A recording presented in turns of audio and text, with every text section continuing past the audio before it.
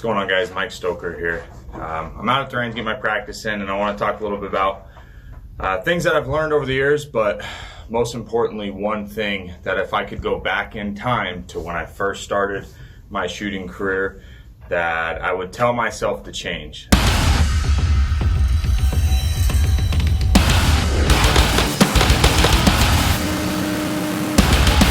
New shooters constantly come up to me and ask me, hey, what do I need to work on? Hey, what skills should I practice? What drills should I practice? What fundamentals should I practice? The answer is everything. But if there's one thing, if you've asked me that question, that I've probably told you, and one thing that I'm going to tell you guys, if I could do it all over again and go back to the very beginning, I would have saved a lot of time. And this is a little different. I would have saved a lot of time if I had gotten into performance tracking and the proper use of a performance journal in the very beginning.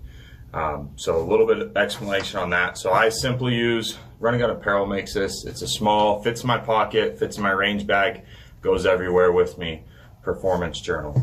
To me, the importance of the performance journal is I feel it's very difficult to grow if you do not know where you're at, know where you came from, and know where you want to go.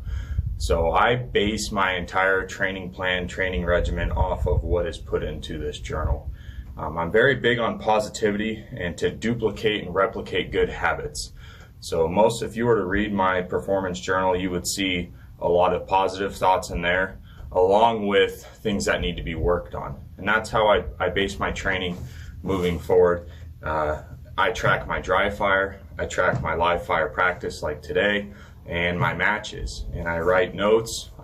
Basic entry for me would include the date, the time, the location, the weather. Today it's like 105. And if it's practice, what am I working on? I'll write my goals. What are my goals to accomplish? And then I will go through my training. That's written before I train. I go through my training, and as I notice things, I note them. If you have a hectic lifestyle like myself, you tend to forget when there's so much going on.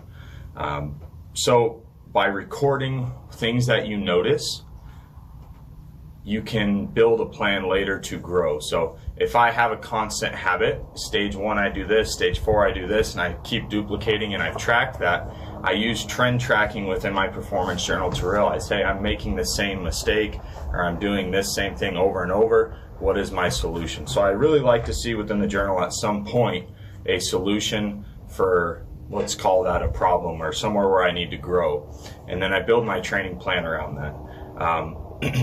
It took me about a year before I got into this, actually performance tracking, and that's when my skill level started skyrocketing, because I wasn't duplicating the same mistakes over and over and over.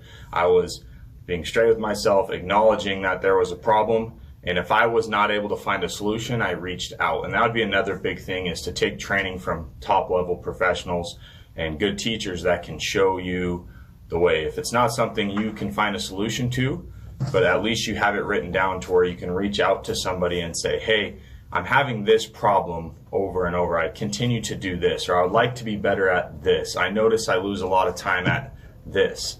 And they can give you a solution or help you with the training plan. There's so many resources out there today with the social media and the YouTube and the interwebs and all this that's going on. There's really no reason for you not to grow. But I see a lot of shooters do this because, one, they're afraid to admit that they have a problem, and two, they're afraid to either seek help or put attention into their training.